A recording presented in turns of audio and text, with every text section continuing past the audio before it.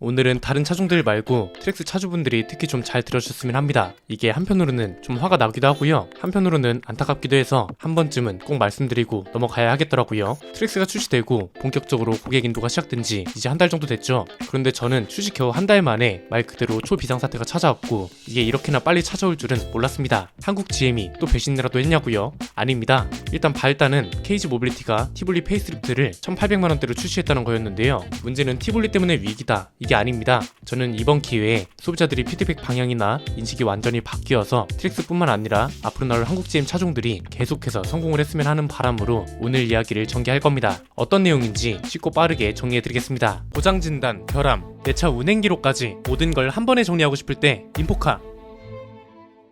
트랙스 얘기를 최근에 유독 많이 하지 않았나 싶습니다. 트랙스가 출시되기 전에는 한국 GM이 앞으로 출시해야 하는 차부터 시작해서 어떤 전략으로 차를 출시해야 잘 될 거다, 이런 전망을 담은 칼럼 형식의 영상이 대부분이었습니다. 이런 전망이 계속 이어지는 와중에 트랙스가 소비자들이 예상하고 전망했던 것보다 훨씬 파격적으로 나오면서 말 그대로 대박을 터뜨렸죠. 사전계약 대수로 현대기아차를 압도하더니 한 달을 꽉 채운 판매량도 아닌데 소형 SUV 시장 3위를 기록했잖아요. 그래서 소형 SUV 시장은 판도가 뒤집힐 확률이 굉장히 높다고 말씀드렸습니다. 우리가 이제는 자동차 시장을 보는 시각이나 기준도 다르게 봐야 한다고 했죠. 어떤 차종 하나가 나와서 현대차 그룹을 위협한다, 이건 이제 사실상 불가능한 얘기고요. 한국 시장에서 소형 SUV면 소형 SUV, 중형 SUV면 중형 SUV, 이렇게 차종별로 현대차를 어떻게 견제하고 이게 가격 책정에는 어떤 영향을 끼치고 소비자들한테는 어떤 저렴하고 좋은 상품이 나올 수 있느냐, 이런 걸 봐야 한다고 했잖아요. 한마디로 각자의 위치에서 어떻게 견제를 잘 하느냐, 이런 건데, 이런 점에 있어서 토레스랑 트랙스가 굉장히 큰 역할을 하고 있다는 걸 소비자들이 인정해야 한다고 했습니다.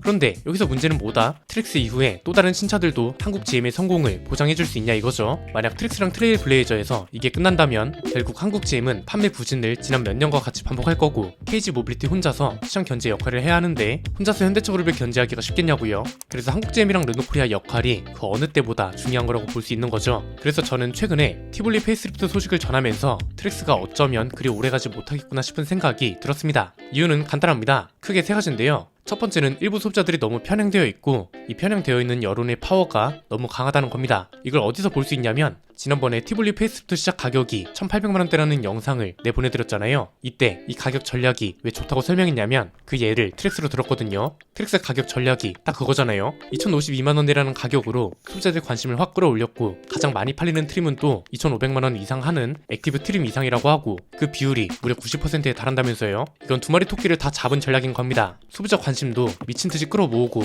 네 가지 트림 중에 돈이 가장 많이 되는 차들이 판매량을 잡은 거니까 이 전략을 티볼리가 따라가면 좋겠다는 거였습니다. 그러면서 동시에 티볼리가 가격으로 이렇게 나오게 되면 트랙스 수요도 꽤 많이 뺏어갈 수 있다는 거였죠. 왜냐면 이건 이미 우리 역사에 기록되어 있잖아요. 한창 티볼리, 트랙스, QM3 이런 차종들이 팔리고 있을 때 티볼리는 가성비가 괜찮다는 이유로 압도적인 판매량을 기록했고 사용차의 효자라는 말까지 들어가면서 시장을 선도해갔단 말이죠. 경쟁 시장에서 더 저렴하면서 시장 상황에 맞는 차가 잘 팔리는 건 당연하기 때문에 한국 GM도 전략 강화가 필요할 것이다, 뭐 이런 취지였다는 겁니다. 그런데 갑자기 뜬금없는 댓글들이 달립니다. 트랙스가 기술력은 넘사벽이기 때문에 전혀 끄떡없다는 내용은 기본이고요. 기술력 차이가 심한데 티볼리가 어떻게 위협을 하냐, 공부 좀 하고 영상 올려라. 심지어는 어떤 말까지 있었냐면 한국 소비자들이 김치 소비자들이라 차를 모르고 사서 저딴 판매량이 나오는 거다, 이런 말까지 나오더라고요. 저는 이걸 보면서 이렇게나 극단적으로 심지어 미국 차 때문에 자국민까지 깎아내릴 정도로 이게 그 정도로 심각하게 반응해야 하는 상황인가, 이런 생각이 들었습니다. 기술력 당연히 쉐보레가 좋겠죠. GM 역사가 뭐 하루 이틀 된 것도 아니고 1908년부터 차를 만들던 회사잖아요. 기술력을 KG 모빌리티가 따라간다면 그건 거짓말입니다. 그런데 이 사람들이 말하는 기술력은 하체가 어떻고 부품 재질이 어떻고 풀악셀을 밟았을 때 코너를 극단적으로 돌아 나갔을 때 트랙스가 훨씬 좋기 때문에 티볼리가 판매량에 전혀 영향을 안 줄 거다, 뭐 이런 겁니다. 그러면서 이제 현대기아차가 잘 팔리는 이유도 한국 소비자들이 차일못의 바보라서 그런 거고 쉐보레 차가 더 잘 팔려야 한다, 이런 논리까지 갑니다. 세계적인 차 쉐보레, 끝내주는 차 쉐보레다 이거죠. 이런 논리가 이제 현대기아차가 잘 팔리는 이유에 대한 비난까지 이어지고요. 그런데 저는 이 대목에서 궁금한 게 그러면 티볼리가 한창 잘 팔릴 때 있었잖아요. 이때 트랙스보다 훨씬 잘 팔리고 있었는데 그러면 이때는 쉐보레 기술력이 당시 쌍용차보다 딸려서 그랬던 건가요? 그리고 현대기아차는 우리나라에서만 잘 팔리는 게 아니죠. 전세계 판매량이 3위입니다. 이건 GM보다 훨씬 높은 판매량입니다. 그런데 우리나라뿐만 아니라 전세계 소비자들이 호구다, 뭐 이런 건가요? 기술력이야 중요하죠. 그런데 대중적인 소비자들 중에 이 정도 수준까지 차를 평가하고 사는 사람이 몇이나 되냐 이겁니다. 결국은 그 시장에 얼마나 최적화된 차를 만들어서 파는지, 그리고 이걸 판매량 성과로 이어질 수 있도록 하는지, 이게 중요한 거잖아요. 진짜 이 사람들 말대로 오면 전 세계 자동차 판매량을 페라리나 포르쉐가 점령해야 하는 거 아닌가요? 두 번째는 이게 한국 GM한테는 굉장히 치명적인 독이 된다는 겁니다. 소비자들이 요구해야 할 건 뭔가요? 한국 GM이 아니란 생각을 가지지 않고 가격과 상품성 경쟁, 여기서 말하는 상품성은 한국 소비자들 대다수가 원하는 상품성을 꾸준히 충족시켜서 시장 견제의 역할을 계속해주길 바라는 거잖아요. 이걸 간과하면 이제 잘 나가고 잘 서고 이런 시장 상황하고 동떨어진 광고 문구가 다시 나오는 거고,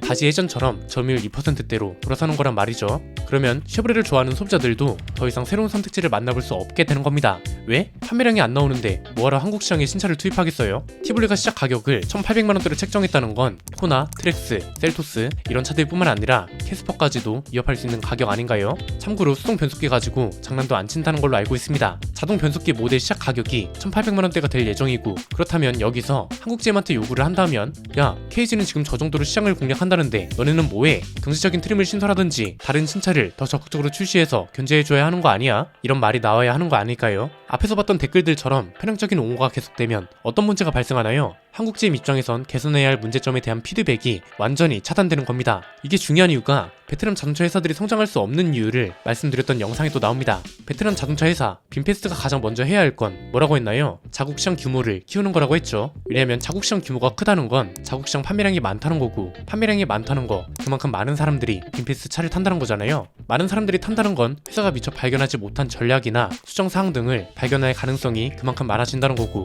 이런 데이터들이 쌓이고 쌓여서 회사의 노하우와 자산이 되는 거고, 이런 걸 활용해서 개선품을 내놓고 그 다음이 해외 진출이라고 했죠. 그런데 빈페스트는 자국시장 규모 성장이라는 가장 중요한 단계를 건너뛰고 해외 시장부터 그것도 완성도도 떨어지고 가격만 비싼 상태로 해외부터 진출한다고 하니까 죽도 밥도 안 되고 있잖아요. 세 번째는, 그래서 저는 이게 이해가 잘 안 된다는 겁니다. 견제구가 날라왔습니다. 그럼 이걸 방어할 수 있게 해줘야 하고, 이미 한국 시장 성향과 잘 맞는 상품성에 가격만 괜찮으면 잘 팔린다는 게 증명이 됐잖아요. 그러면 이런 전략을 취할 수 있게 해줘야 하는데, 기술력이라는 단어 하나로 모든 걸 커버하려 하고 옹호해주니까 한국 GM이 피드백을 제대로 받을 수 있냐 이겁니다. KG 모빌리티가 지금 반응과 판매량이 좋은 이유, 토레스가 국산차 판매량 10위권에 현대 기아차를 뚫고 들어갈 수 있는 이유는 지난 13년 동안 판매량 부진에 수많은 비판과 피드백을 받아왔기 때문이라고 보거든요. 저도 트랙스 좋습니다. 지금 저희 스포일러 채널에서 시승기를 촬영하고 싶은 1순위 차종이 트랙스입니다. 혹시 저희한테 차량 제공이 가능하신 구독자분들이라면 아래 이메일로 연락주시면 좋겠습니다. 저는 트랙스가 단순히 단편 신화에서 끝나면 안 된다고 보고요. 트랙스 신화가 트레일블레이저 이후로 다른 차종으로도 이어져야 한다고 생각하거든요. 비록 외국 자본 기업이지만 일단 GM 본사도 한국을 생산 기지로서 가치 있는 지역으로 인정하기 시작했고, 동시에 판매량도 잘 나오면서 한국 시장을 다시 보기 시작했습니다. 이 사람들 관심이 한국으로 와 있을 때 소비자들을 위한 요구를 더 제대로 해야 한다 이겁니다. 신차 출시 올해로 끝내지 말고 꾸준히 시장 견제 역할을 유지해야 한다는 거. 웬만하면 한국에 판매되는 차들은 한국 생산으로 배정해서 가격 경쟁력을 놓치지 말아야 한다는 게 있겠죠.